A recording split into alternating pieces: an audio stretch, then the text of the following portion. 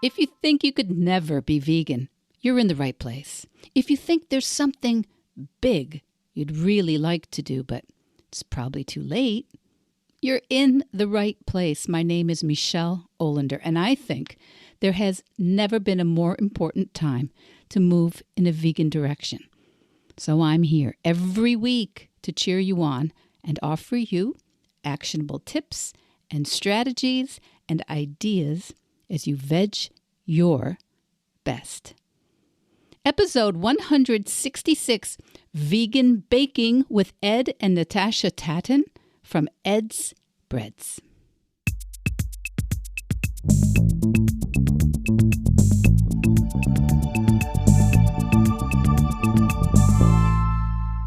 Hello, my Veg Your Bestie. Welcome back. Welcome back. How did it happen? November 2023. And here in the Northern Hemisphere, it's getting dark out. It's really dark. So let's talk about baking. Let's talk about bread. You know, I am personally very partial to couples who partner in both life and business. As my mom once said about me and my husband, working together day in and day out, it must be like being married twice as long. Well, some couples make it look easy.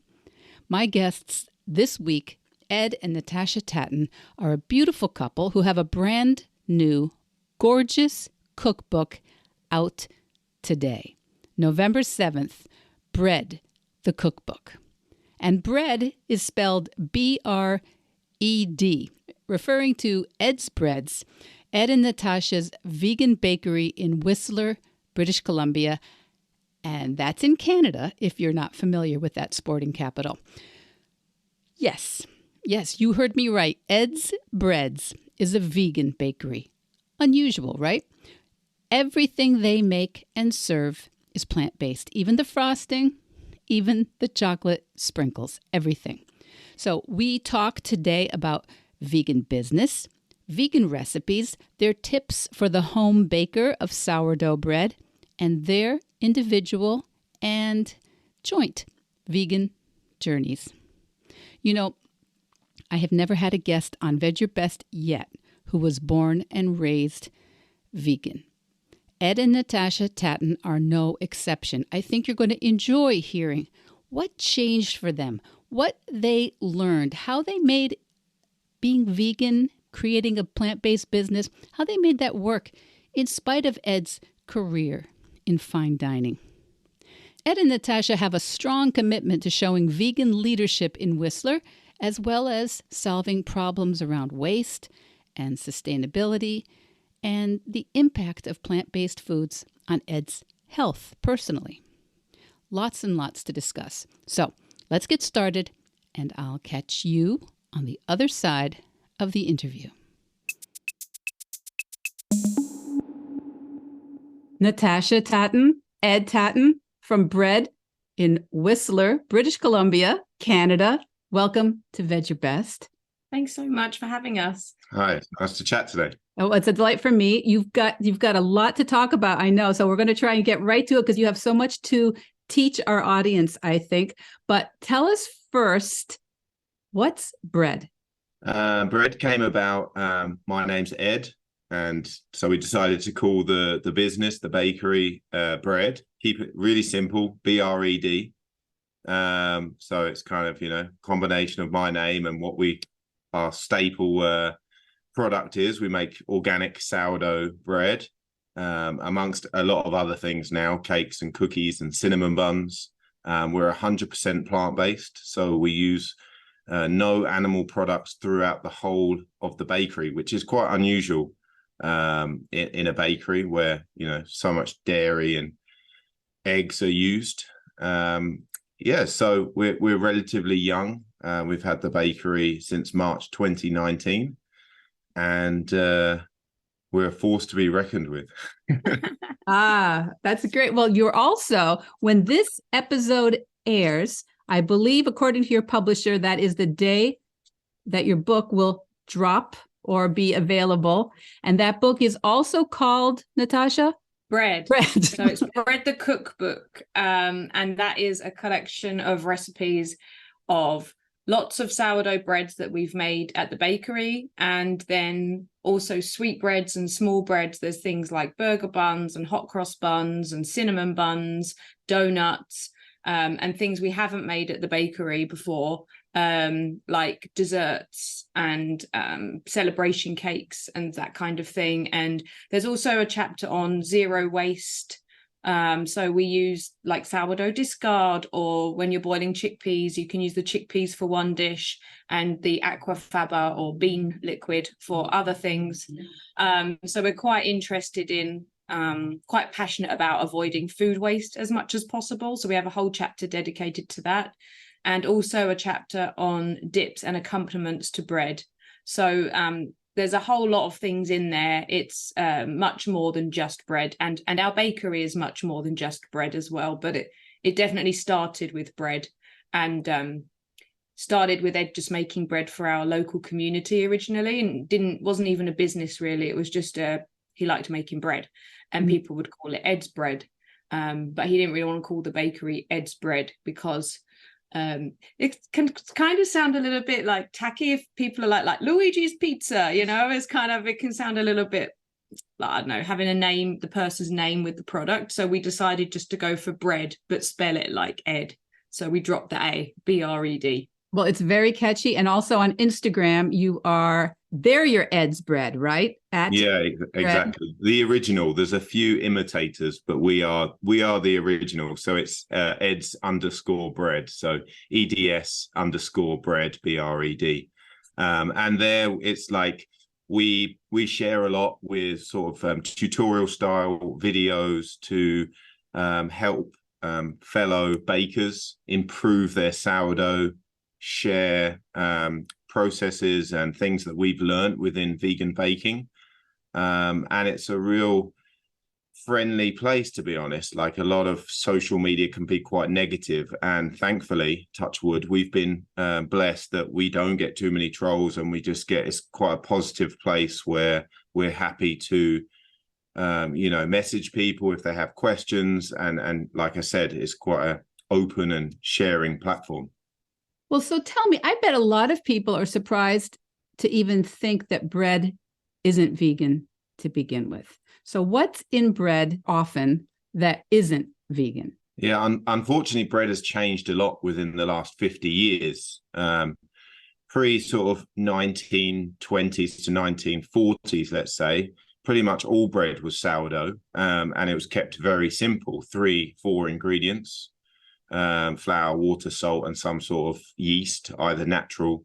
Commercial yeast came in sort of more in the 50s and 60s to speed up the process. And we've been making bread for thousands and thousands of years. It's been part of our culture, part of our religion. And it's so simple, but such a joy to eat and make and share with friends and family. So that's why we love it. But unfortunately, like I said, moving forward now, bread that you find in the supermarket can contain between 25 and 35 ingredients. And they can include different emulsifiers, sugars, even milk powder, for example. And these are all to preserve the bread and give a longer shelf life. So when you buy a loaf of bread, you can put it in the cupboard and it'll be fine for 2 weeks. Whereas, true bread, true sourdough, will go moldy within a week because it's just flour, water, and salt. If you keep it in the right conditions or you slice and freeze it, then that's absolutely fine. But it's changed a lot, unfortunately. And then there's other sort of breads within that sort of umbrella, like the French sort of brioche, which contains eggs, milk, and butter. So generally more on the sweeter side. Breads would contain animal products. But when we're talking about just the pure, a nice whole grain sourdough, it should be vegan. But it's inherently vegan. Yeah. That's the great thing about bread. It's universal. Unless you're somebody that's avoiding gluten, maybe you're celiac or something, everybody eats bread. And it's one of those foods that we can use to say to people like, no, you do like vegan food. You do eat vegan food. I mean, you eat bread, right? That's inherently vegan. So it gets people in the door of the bakery because they want to come buy a nice loaf of bread that's like any other organic sourdough baker's loaf of bread.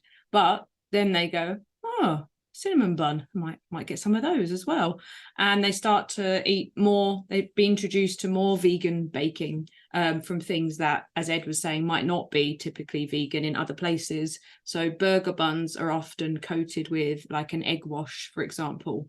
And so a lot of bread can be egg washed if it's shiny on the outside. And also honey is often used as an ingredient in breads, pretzels, things like that. So there can be animal products in breads, but an organic sourdough loaf generally is inherently vegan, which is good to know if you're out and about looking for vegan food. And you're not sure that you're going to have someone answering your question who maybe is as concerned or as knowledgeable as you'd like them to be on something. Well, now that you've brought this idea up of the different categories of bread, you have a section in towards the beginning of your book, which is vegan substitutions for some of these things, like the burger buns or that sort of thing. What are some of the substitutions? And I think they are things sometimes we're a little daunted by, but they're not actually that complicated, are they? No, not at all. I mean, one of our favorites that we use at the bakery, because we're in Canada, we have great access to a seed, flaxseed or linseed, that's grown. We can buy organic Canadian flaxseed, and we actually choose to buy in the whole seed ourselves, and then we blend it weekly or every few days to keep it fresh. And we can add a plant-based milk to that, oat milk, soy milk, something like that. And it is a great substitution for a whole egg. It gives you this sort of gelatinous liquid that is a great binder for things like cakes and cookies. But eggs are very complicated, so they're not always easy to substitute. So you have to really look at what you want to achieve, what you're trying to substitute. Are you substituting the whole egg, the yolk, the white? So there's a few variations of things that work better, like Natasha mentioned earlier, with the aquafaba, the liquid from cooking chickpeas, or even just a can of chickpeas. You don't need to cook them yourselves. You can just strain that off, and you can whisk that like egg whites. It makes beautiful meringues, or to lighten up certain cakes, gluten-free cakes is really, really good. But we give lots of options. You can also go more whole foods, so you can use starchy vegetables and fruits like bananas, sweet potato works really well, chia seeds or psyllium husk. So we take the reader through and explain what we like to use for what substitute.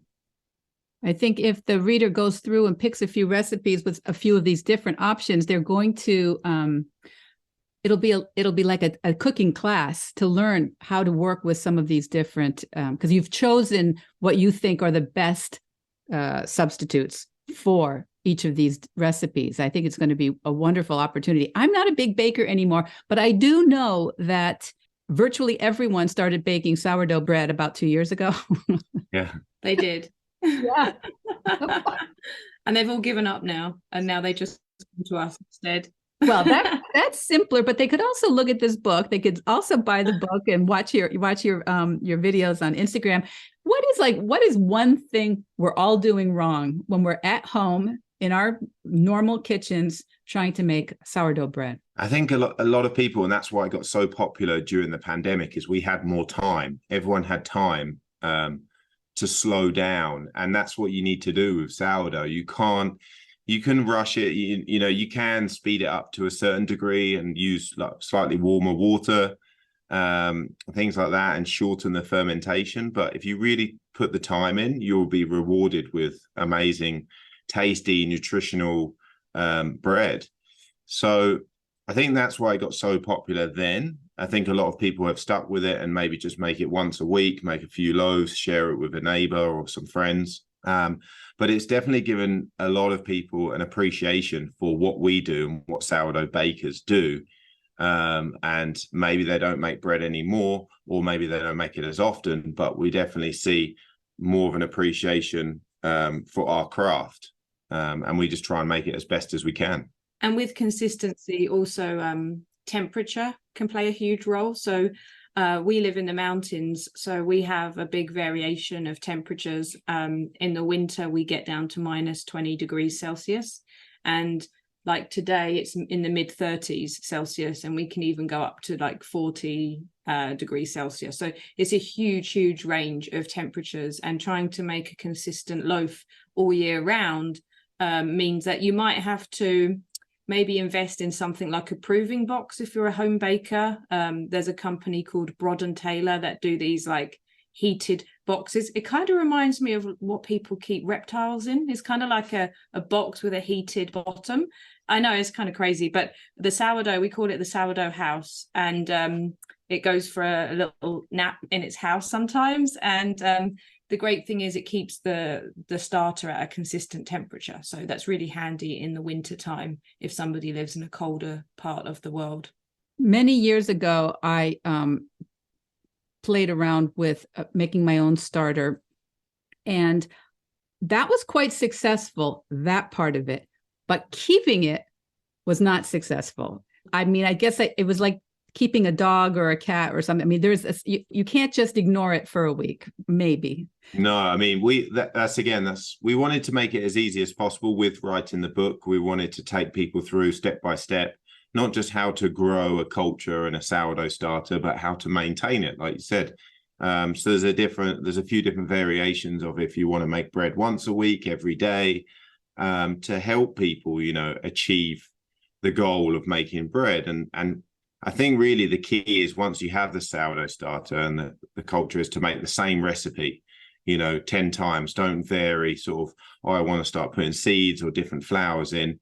I think the beginner baker, that's my top advice for anyone starting to make sourdough at home, is just keep it consistent, and you'll be rewarded for that, because each time you'll see, it improve, and you can tweak it a bit easier. I think that's probably very good advice for many new endeavors that we try. Sometimes we get excited, and then we're just throwing everything in and not really just focusing. I know my mother was an excellent pie crust maker. She would make I find most people don't make a great pie crust. Hers were incredible. And I remember asking her how she did it. She goes, it was the only job she had at one point as a kid, was helping her mom make pie crust. She wasn't trying to learn 30 other things at the same time. She just made pie crust. Yeah, totally. No, I think sometimes I come from a fine dining chef background, and I almost see that this is what I specialized in. And I think the Japanese are amazing at this. They refine they focus on sushi or just ramen or something like that. And they really devote their career to that, to making that product as best as they can. This is a good transition then. You talk about being from a fine dining tradition. Were you vegan while you were in a fine dining stage or work environment? Yeah, I was working as a senior sous chef for a farm-to-table restaurant in Whistler, where we are now, for almost 6 years. And for the last year that I was at that restaurant, I went vegan, which did come with some complications, and it made it a little bit more tricky, but it was a transitional period. I wasn't 100% vegan and fully committed, but I was definitely wanting to put as many options on the menu as possible and try and sort of push the restaurant in that direction, because there is a huge gap in the market here in Whistler. We're a ski town, and it's very sort of animal heavy with burgers and seafood and things like that. So I was trying to sort of show the owners that this was a financial benefit to have more options. But using that experience of being a fine dining chef, I was able to bring that into the bakery as well, as we started planning to open that. So what were some of the complications of moving towards a vegan personal life and remaining professionally, having your job, what you need to do? How was that? Was it complicated interpersonally with people, or just simply with compartmentalizing what your choices were? Yeah, exactly. I mean, we were getting in sort of whole animals and things like that, doing a lot of butchery. And I was lucky enough that the head chef was a very good friend of mine, and sort of could see that I was going through this change personally, and was able to focus on other areas within the restaurant within starting the BReD program, focusing more on the desserts. We would taste a lot of things. So I was making as many of the garnishes for these animal-based dishes vegan. So I wouldn't actually have to taste anything. I would have the support of my team. And looking back, I was very lucky that everyone understood that.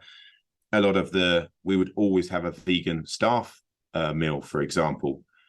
Maybe if someone else was helping me, they would, to avoid food waste, they would put up something animal-based.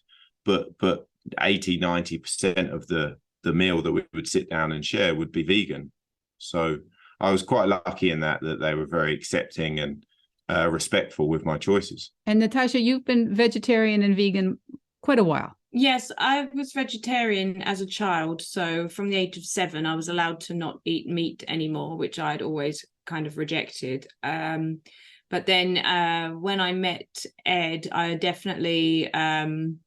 he found it annoying that I didn't eat meat and fish because he'd been trained in the culinary arts. He was actually a UK seafood champion under 21s category when I met him. He just won a competition with the prize money. We ate at the best restaurant in the world, a 17-course meal. And I was being shown all this, fine dining that I'd never grown up with. I grew up in foster care. So quite the other end of the spectrum.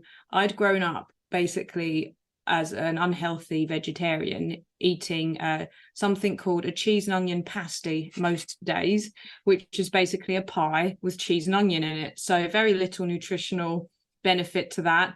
But as a foster child, it was easy for foster parents to throw that in the oven with whatever else they were cooking. And then I remember there wouldn't be that many vegetables. The diet was meat and potato heavy, I would say. And so I grew up quite unhealthy, but still vegetarian, and then started to eat more fancy food. So I did start to indulge in, I remember I got a little bit of a taste for scallops when we were eating in nice places. I started to eat more seafood in my 20s, but it was only really occasional. I definitely never really cooked that stuff at home.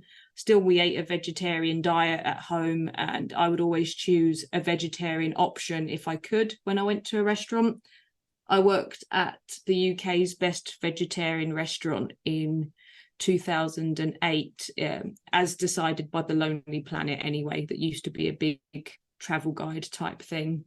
I don't know if it's as big anymore with the internet around, but I worked there and we did a lot of vegan food as well. But I didn't go vegan until 10 years ago, 9 or 10 years ago. I think it was actually 2014 I went vegan. So it was a gradual transition. I didn't actually identify with the word vegan, I don't think, until I realized how bad the animal agriculture industry is. At first, it was more of a health and environmental thing, and I just was cutting out animal products, dairy products, switching from milk chocolate to dark chocolate, switching from cow's milk to almond milk. And I just kind of did those incremental steps. And I wasn't perfect at first, but I think after I'd seen some of the big documentaries, such as Cowspiracy was one of them, it was like a huge shock to me. And I realized that I wanted to be a committed vegan. So I went the whole hog, and now we've lived a life since then really devoid of animal products as much as possible, and follow that through into our business as well. So Ed, what changed between the part where you were a little bit annoyed with Natasha for being vegetarian and you yourself being plant-based and vegan and actually committing to this with your work, with your profession? Yeah, I mean, Natasha is quite headstrong. So when she says there's no animal products at home, I knew she was being serious. So and I totally respected where she was coming from for all the reasons. Especially for me, I grew up, I have a heart condition. I had a heart murmur that they found when I was 5, high blood pressure through my teens and 20s, which was probably brought on from working in a high stress environment in these sort of high-end kitchens, and then had a stent fitted in my aorta when I was 26, which is basically just opens up the aorta because it was shrinking, and was on a lot of medication. I was on 10 tablets every day. And when I saw the specialist, you know, and I was in the hospital, the other patients that were in the same ward as me were in their sort of 60s and 70s and had pacemakers or were having their second stent fitted. And it really didn't sit well with me, thinking, I don't want to be on these 10 to 12 tablets every day for the rest of my life. Like, I even would ask the specialist, you know, what sort of research is there into someone taking this medication for that amount of time? Because as we all know, sort of medication can cause other issues, you know, with other organs or depression or whatever it might be. So for me, coming from Natasha's point of moving towards a vegan diet, I knew that it would be a good thing straight away without really doing too much research of cutting out the dairy, because, you know, butter, milk, cheese just clogs our arteries. And everyone knows about that, but we still indulge because it's quite an addictive thing. So that was quite easy for me to cut out, especially the milk. That was definitely the first thing to go. I like drinking coffee and tea and things, cereal, cut that out, move towards sort of oat and almond milk in that time. Cheese was, and to be honest, even meat and fish, because we weren't eating that at home. We'd already transitioned to a heavily sort of vegetarian diet at home. So I took it on board and was quite happy of it. Like, it wasn't like I don't remember there being much pushback. I remember it being, okay, this is good for my health. And then the more we watch sort of certain documentaries, the more you read and hear on podcasts, more that you educate yourself. I thought this is great for the environment, for the animals, and there was just more and more reasons why I should make that commitment and say that I'm choosing to live not just a plant-based lifestyle, but I want to go all the way and be vegan as well, and not wear animal products as well, you know, leather or wool or anything like that. I seem to remember as well, Ed was quite excited and interested in veganizing things. Like, I remember like showing him that you can make cheesecake with cashews. Like, now that's very everyday, like everyone's seen a cashew based cheesecake. But you know, if you go back 9 years ago, that was kind of like, wow, you can get a cheesecake texture and even a cheesy flavor from using plants like nuts and, you know, that magical stuff they call nutritional yeast. And it was kind of like, wow, there's this whole other culinary world of vegan ingredients that can make things that stand up to traditional animal-based ones. And I think when you come from a background that's very classically French cuisine trained, they don't use those ingredients. That nobody in France is making cashew based. I mean, maybe now they are because they're starting to go vegan, but you know, no one's making like a fondue or whatever with nuts. It's all like cheeses from different animals. So it was quite exciting, I remember, for Ed, and he wanted to explore that more and learn more about how plants could be used to substitute animal products. Well, if you're a creative chef, creative culinarily, there are really so many options. I think we always talk about how most people, when we go vegan, we trade eating about 7 to 12 things per week to 30, 40 things per week. We have a much, you know, if we're lucky enough to be able to afford things in the store and try things, we really do have a lot more to play with and to enjoy and to feed our microbiomes with, it seems to me. Yeah, I was just going to add to what you're both saying. Like, I knew that I could cook a steak or a beautiful piece of fish. I knew I could cook that extremely well. I'd been doing it for years and trained in it. So like Natasha said, it was a new challenge for me. It really opened my eyes to all these new ingredients and plants and spices and things like that, to not replicate what I was trying to do. It was almost a whole new way of looking at food, which was really exciting. And I think if you come at it from that angle, instead of just being stuck on this sort of, wheel of just going round and round and doing the same thing, because that's what you think the customer wants or your friends want to eat. If you present them with something new, it might be a bit scary, but actually, if people are willing to give it a go, it opens their eyes, and it's really can be quite fun. And luckily you had the fun, because some of us probably don't really want to figure it all out. We may not have the time or the talent or the background. And so BReD, the cookbook, gives us a chance to work with what you've created. So what is a very popular recipe? I'll tell you, the one that looked really good to me was the orange almond cardamom cake. I guess that's not really a bread. No, I mean, that's the thing. When we sat down and looked at, I remember one of the first things that the publisher wanted was the contents page. So they said, it can change a little bit through the process, but we want at least 100 recipes. And when we sat down, we were like, wow, 100 recipes, that's a lot. Because they were like, that's the magic number. If someone is paying this amount of money, 100 recipes, that's a lot for the money, which is great. That's what we want. What sort of recipes would we want in a cookbook, in an ideal cookbook? So it's a baking book. So yeah, we want the bread, but we also want cakes and cookies and things that a beginner could make, or an intermediate baker, and then something moving forward that they'll be challenged by. So the cake is a great option because it's in the food processor, minimal dishes, which is always good. Right. So it's a really nice gluten-free cake, really simple, really easy to make. And I love it because I found this process where you can use a whole orange. You literally just wash it, take the top and bottom off, throw it in the blender, and you've got this orange puree that's really nicely balanced, because you've got this bitter flavor from the skin and the pith, but then you've got the sweetness of the juice. And then you can balance that with the ground almonds and a little bit of sort of organic sugar. And it just goes in there, and it's just such a beautiful cake. So I love that recipe. And then there's another orange recipe that I make a brioche with, and we substitute. It's a brioche recipe like we were talking about earlier, but instead of using butter, we use extra virgin olive oil. So again, it's using a different kind of fat, but that also brings lots of flavor.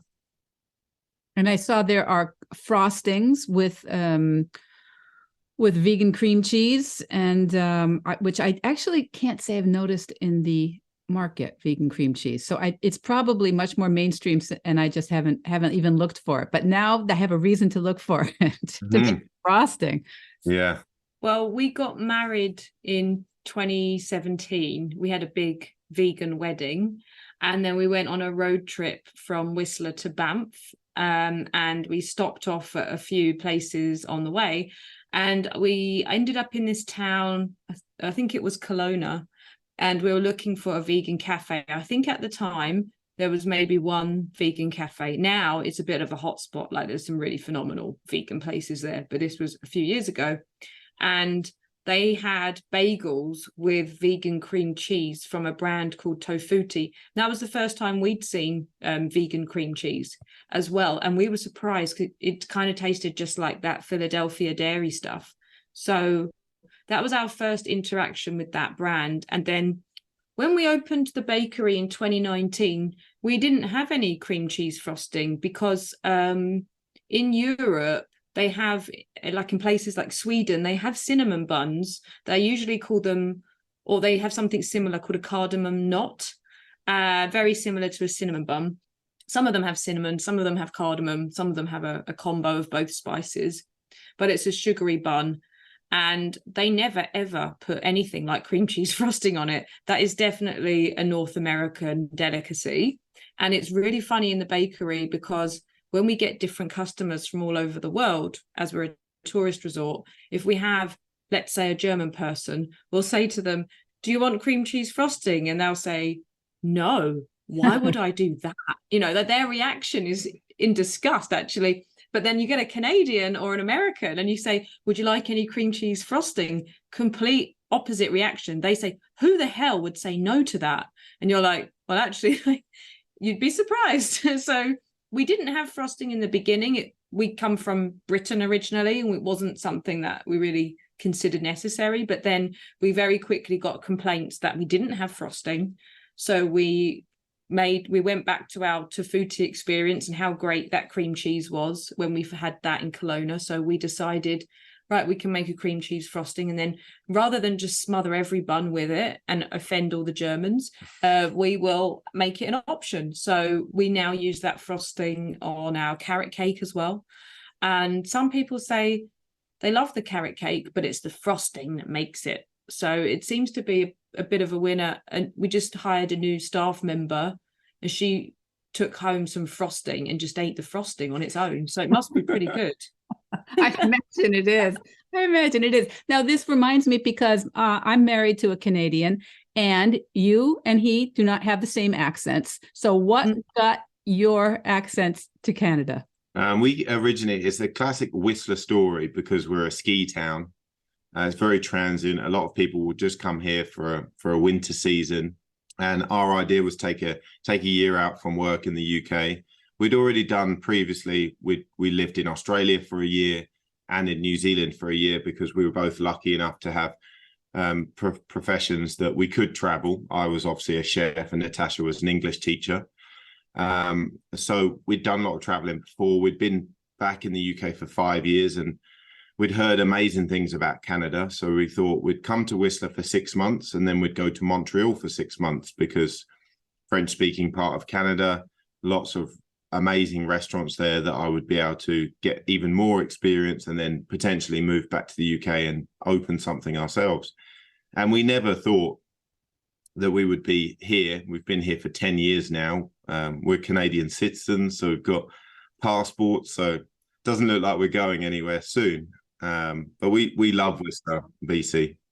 That's great. Now, I haven't been to BC. My husband's from Montreal. He's not French, but he's an Anglo-Canadian from Montreal. And so I guess it's Montreal's loss that that they didn't grab you. It didn't pull you out of Whistler. But It sounds like you're very happy there. Now, so is Whistler much more of a vegan hotspot now than 10 years ago? Than 10 years ago? Yeah, definitely. I mean, when we moved here, there wasn't one vegan restaurant at all. But there was a vegan Facebook group and it's still going, and Whistler Vegans has about 2,000 members.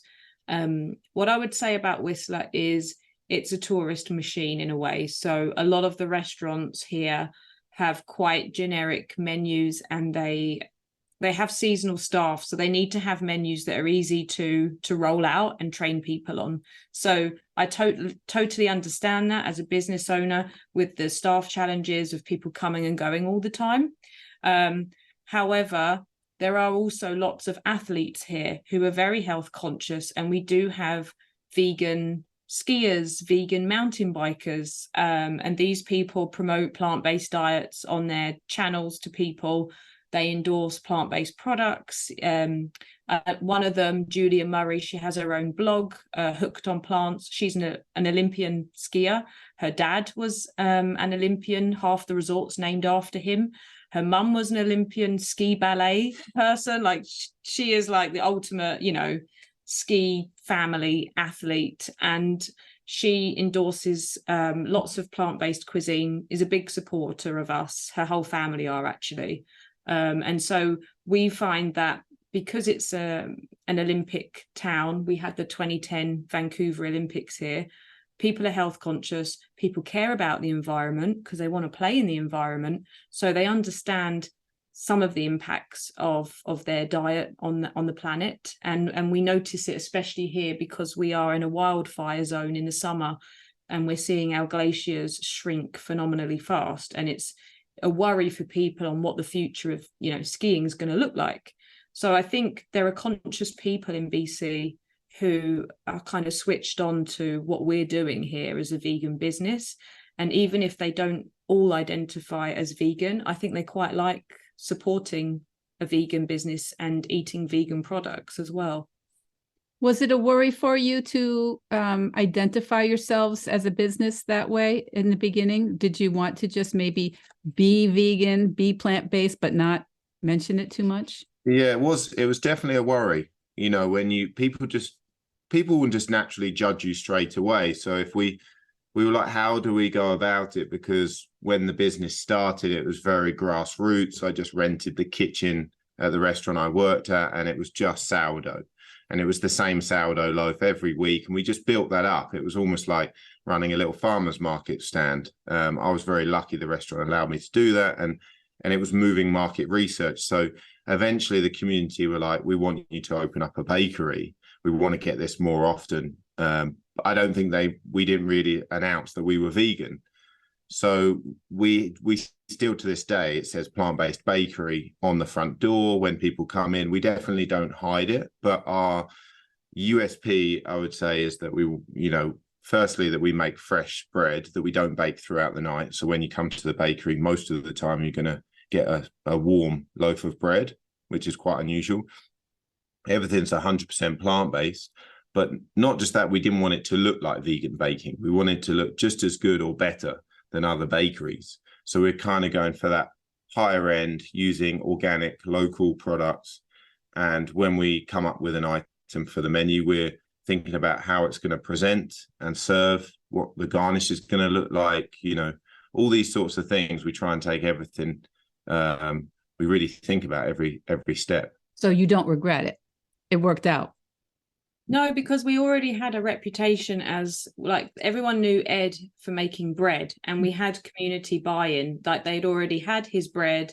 They trusted that it was a good product. So when we opened the bakery, we just believed that they'll try other things that we make and they will like them, and they'll buy them and they will like them. And essentially, I guess at first we were a little nervous about going plant-based, and I think a lot of our customers didn't realize we were for a long time, because bless them, during the pandemic, we were operating, Ed and I, just once a week because we had to lay off all our staff. And the customers loved the fact that although we weren't technically open as a storefront every day like we had been, we kept them stocked with bread every week. And so they felt that we deserved some gifts, and they would bring us like champagne and like loads of chocolate, and it was crazy. It's like they're coming to buy bread and give us gifts, and bless them, like most of the gifts weren't vegan, so I had to I donated them to like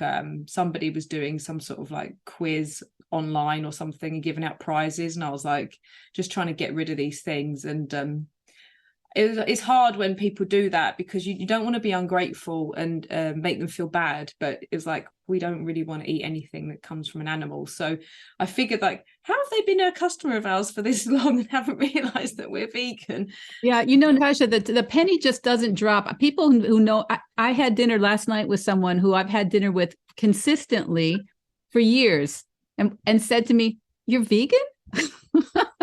Yeah, so it's amazing, because to us it's like the reason why we get out of bed every morning and put out all the fires that you have to put out as an entrepreneur, and deal with like staffing challenges, all that stuff that comes just part and parcel of running a small business. For us, it's a lot easier to do because we're so mission driven. Like, we want our community to make vegan choices, and we love providing delicious vegan food and getting the feedback that it doesn't even taste vegan, whatever that means. So for us, it's like a real mission-led enterprise. But for the customer, they're just like, oh, I just buy bread there, I just buy cinnamon buns. Yeah, I love them. The calling card is deliciousness, then, that they just want it. And yeah, that's your advocacy. You're getting us by our taste buds. Totally.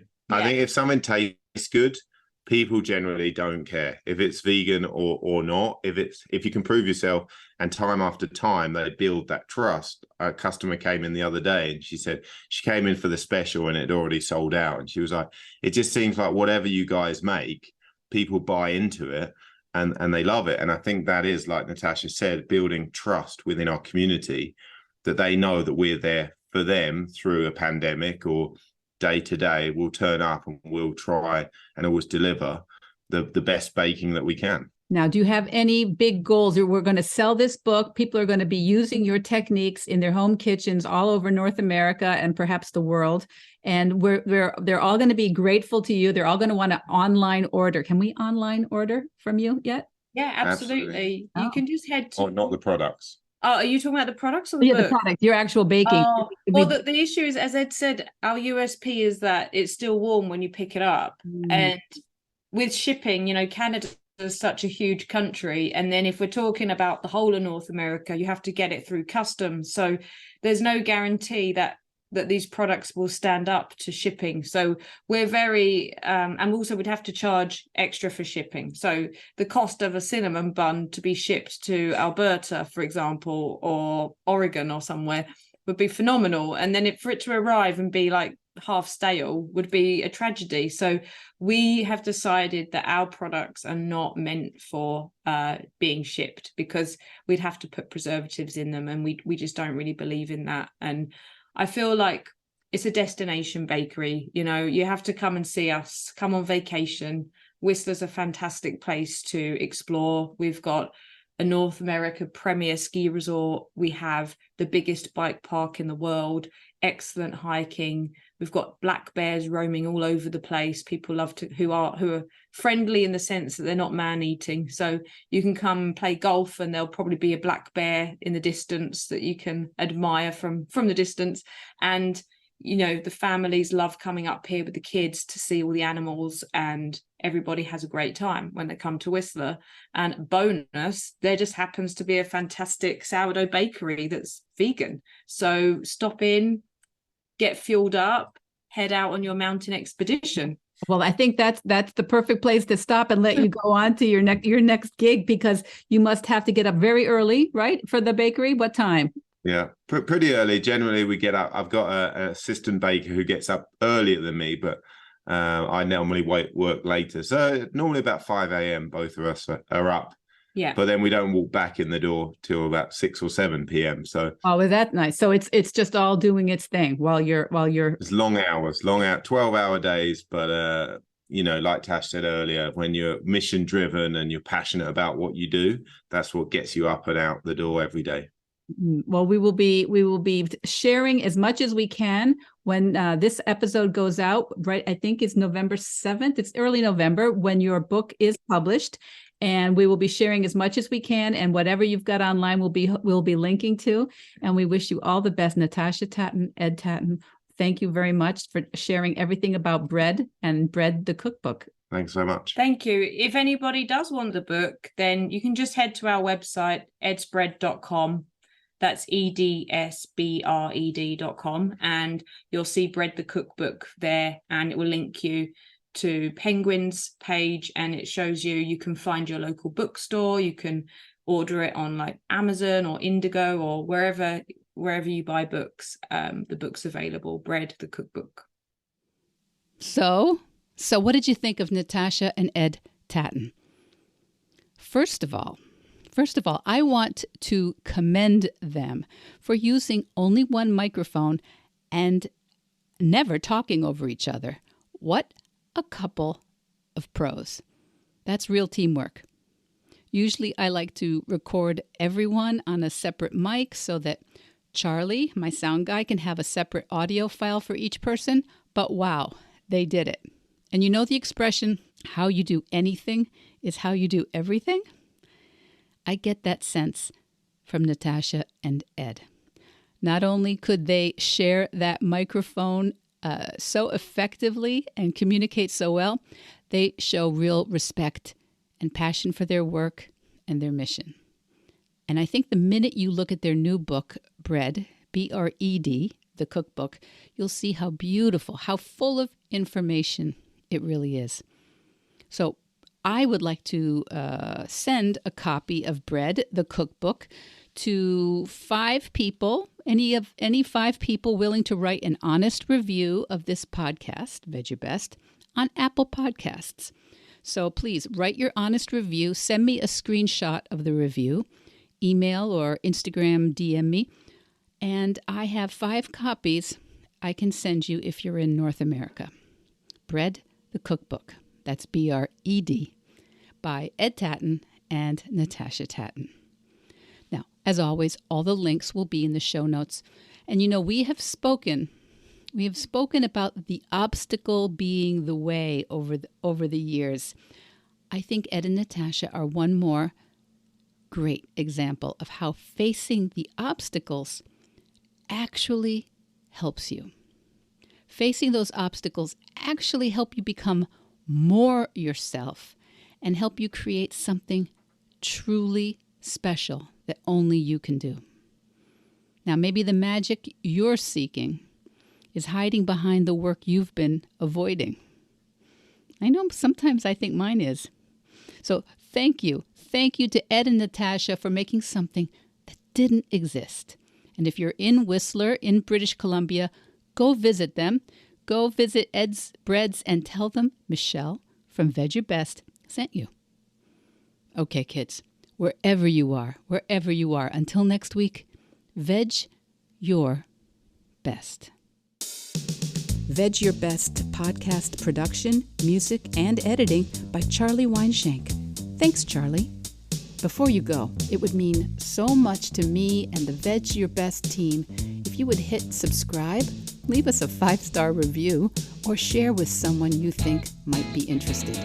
Something about algorithms, it helps bump us up a little in the rankings, and that's the best way to help others find the podcast and for us to find our audience.